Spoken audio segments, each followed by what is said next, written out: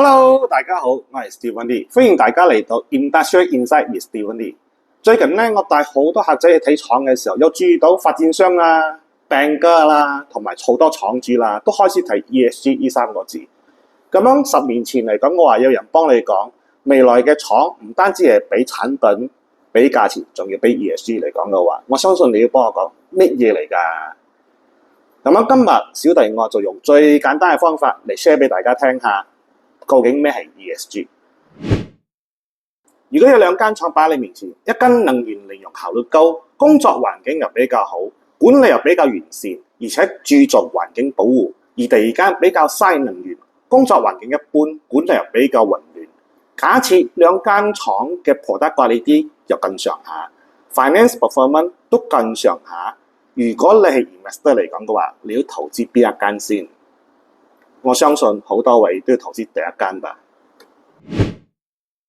冇誤會 ，ESG 佢唔係一張 certificate， 佢係一套可以令到企業長遠發展嘅經驗理念。E 代表 environment 環境，主要係睇企業如何管理能源使用，如何減少污染，如何善用資源。S 代表 social 社會，係一個企業如何對待員工、客仔、供應商同埋 community， 例如員工福利、工作安全、product quality同埋社會責任。G 代表 governance 公司治理，簡單嚟講即係公司管理啦。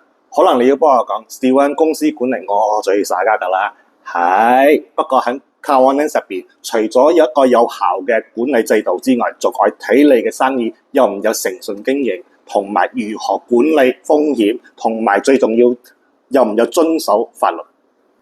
一句講晒 ESG 就係企業除咗賺錢之餘，同埋點樣令佢可以長期經營。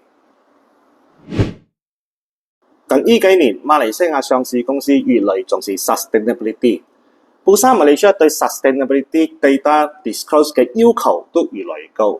不過要留意，唔係冇 ESG 就唔可以上市啊，而係而家嘅上市公司更加需要透明度，俾 investor 知道佢係如何管理環境、風險同埋佢嘅企業管理。其實未來影響你嘅未必係Bursa Malaysia嘅，可能係你客仔咧。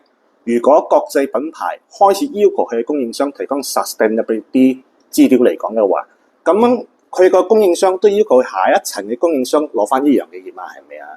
所以慢慢好多企業要開始接觸ESG咗㗎啦。所以即使未上市，冇打算上市都好，提早準備、提早了解無妨吧。ESG 係唔係一時嘅潮流，而係企業發展嘅一個 trend 嚟嘅。我相信未來10年，越來越多企業要開始接觸 ESG。下一集我要分享咩係 Industrial 4.0。多謝大家收睇 Industrial Insight with Steven Lee。如果你對工廠、Industrial property 或者 ESG 有興趣嚟講嘅話，記得 like and share 同埋留言你嘅分享、你嘅問題。我係 Steven Lee，我哋下一集見。